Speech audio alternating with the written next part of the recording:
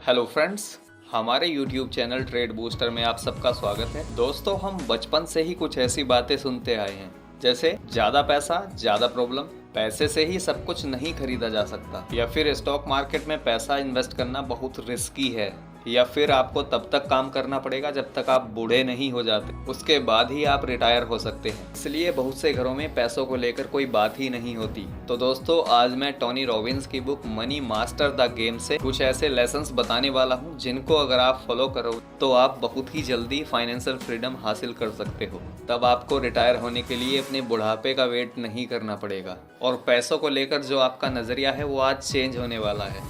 सो चलिए दोस्तों, इस वीडियो को स्टार्ट करते हैं। Lesson 1, money is a good servant but a bad master. इस कोट का मतलब ये है कि पैसा एक अच्छा नौकर है लेकिन बहुत ही बेकार मालिक है। अगर आप अपने पैसे को कंट्रोल करते हो, मतलब आपको पता है कि आपको अपना पैसा कहाँ खर्च करना है और कहाँ इन्वेस्ट करना है, या फिर किसे अपने पैसे देने हैं, तो ये पैसा आपको पावर देता है।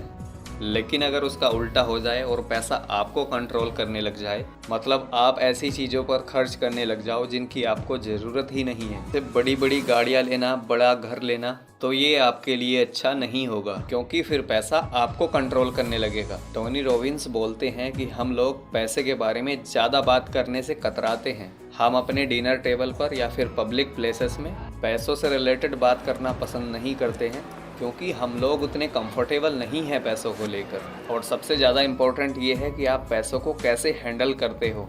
अब या तो आप पैसों को यूज़ करोगे या पैसा आपको यूज़ करेगा, या तो आप पैसों को मास्टर करोगे या पैसा आपको मास्टर करेगा।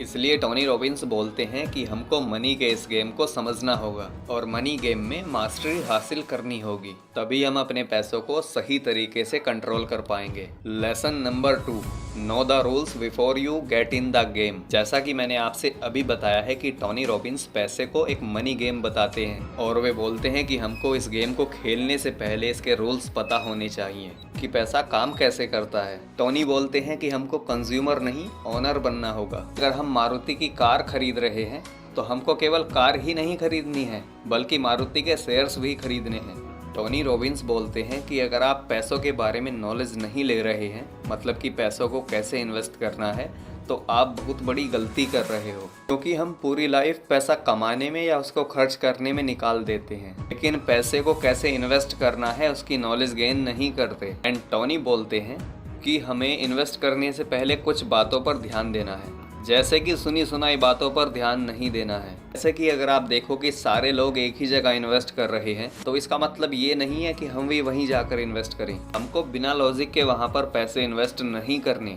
हमको खुद की रिसर्च करनी है।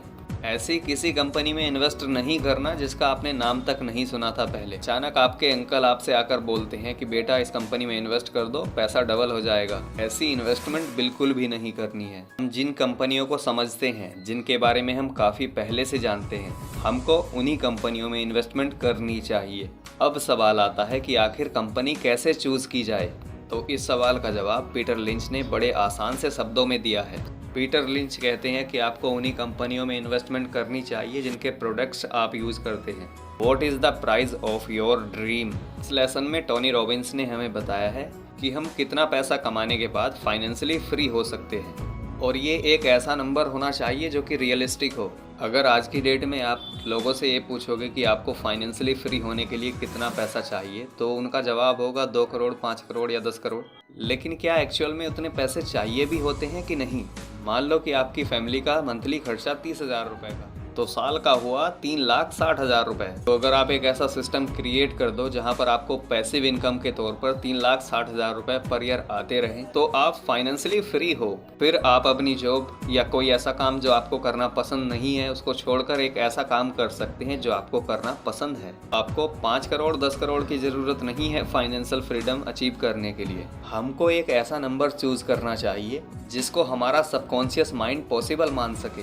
अगर स्टार्टिंग में कोई हम बड़ा नंबर चूज कर लेते हैं जिस पर हमको खुद ही यकीन नहीं होता, तो उस गोल को अचीव करने में परेशानी होती है और वापस हम अपने कंफर्ट जोन में चले जाते हैं और सोचने लगते हैं कि फाइनेंशियल फ्रीडम हमारे बस की नहीं है। तो हमें एक फिक्स्ड अमाउंट अपने दिमाग में रखना होगा जो अचीवेबल हो, उसे पाने के लिए हमको नॉलेज लेना स्टार्ट करना होगा। Lesson number 4, absolute freedom. इस बुक में टोनी रॉबिन्स ने एब्सोल्यूट फ्रीडम को एक टॉप का लेवल बताया है, जिसको आप एक माउंटेन का सबसे ऊंचा हिस्सा समझ लो, और वहां तक पहुंचने के लिए हमको इस गोल को 5 गोल में डिवाइड करना होगा।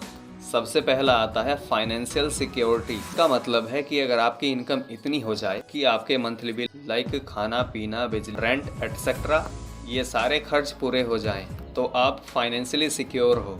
फिर आता है फाइनेंशियल इंडिपेंडेंस। का सपना हर कोई देखता है। इसका मतलब है कि आपकी पैसिव इनकम इतनी हो जाए कि आपके सारे एक्सपेंस कवर होने स्टार्ट हो गए हों और अब आपको काम करने की ज़रूरत नहीं है, क्योंकि पैसा आपके लिए काम कर रहा है।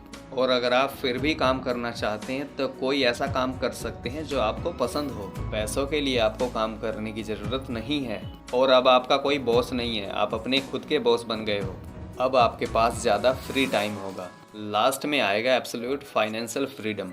इसमें अब आपके पास में इतने पैसे हो गए हैं कि आपके एक्सपेंस तो कवर हो ही रहे हैं और आप एक लग्जरी लाइफ भी अफोर्ड कर सकते हैं। तो अगर आप इस पहाड़ में आगे बढ़ते चले जाओगे तो आप खुद को जीतता हुआ पाओगे। इसको हासिल करने के लिए आपको नॉलेज लेना स्टार्ट करना होगा, चीज़ों को लर्न करना होगा और इन्वेस्टमेंट के बारे में जानना होगा, तभी आप इस गेम को जीत पाओगे। Lesson number 5, make the most important investment decision of your life, asset allocation. इसका मतलब ये है कि आप कितना पैसा कहाँ इन्वेस्ट करते हो। कुछ लोग पैसा इन्वेस्ट नहीं करते और पैसा घर में रखते हैं, कुछ लोग बैंक में एफडीज करा कर रखते हैं, एंड कुछ लोग स्टॉक्स एंड म्यूचुअल फंड में इन्वेस्टमेंट करते हैं, तो कुछ लोग गोल्ड और रियल एस्टेट में अपना पैसा इन्वेस्ट करते हैं।